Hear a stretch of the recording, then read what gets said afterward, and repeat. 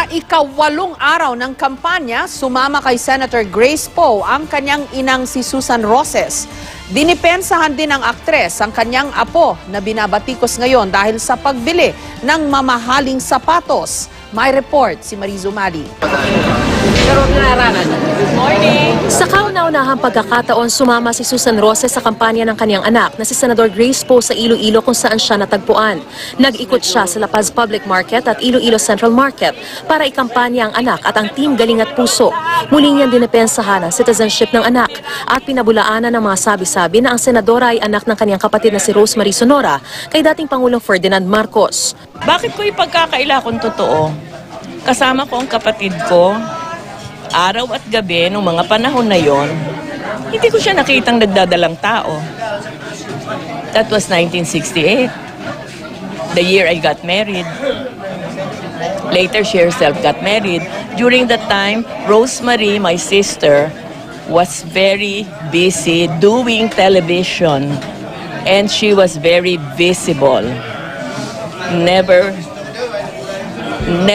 siyang naging pregnant. Pati ang apong si Brian na binabatikos ngayon dahil sa umano'y mamahaling sapatos na binili nito, ipinagtanggol ng aktres.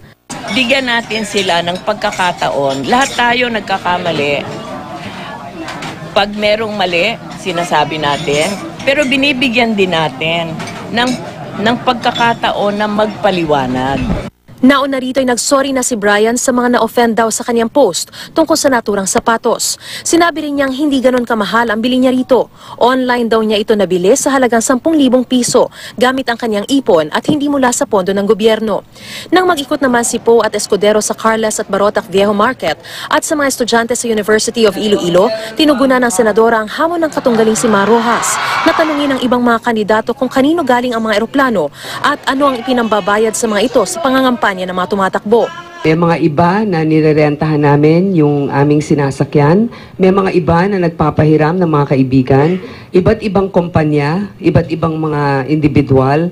Pero lahat naman yan ay ilalagay namin sa aming SOSET. Kung sakasakali lumabas naman yan sa SOSET, makita ninyo, tignan nyo kung may ekstrang pabor na ibinibigay doon. Basta, ang mga kasiguro lang, legitimate companies na hindi involved sa mga irregularities at lalong-lalo na mga violations sa environment o kung ano paman.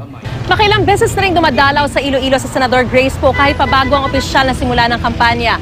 Sa bawat pagkakataon, hindi niya pinalalagpas ang oportunidad na muling bumisita dito sa Haro Cathedral. Pangsyam sa pinaka-vote-rich province ang Iloilo, kung saan naroon ang 2% ng kabuuang rehistradong botante ngayong eleksyon 2016. Ngayong gabi ay nagdaos din ng rally ang kampo ni Poe sa Haro Plaza. Mariz Umali, GMA News.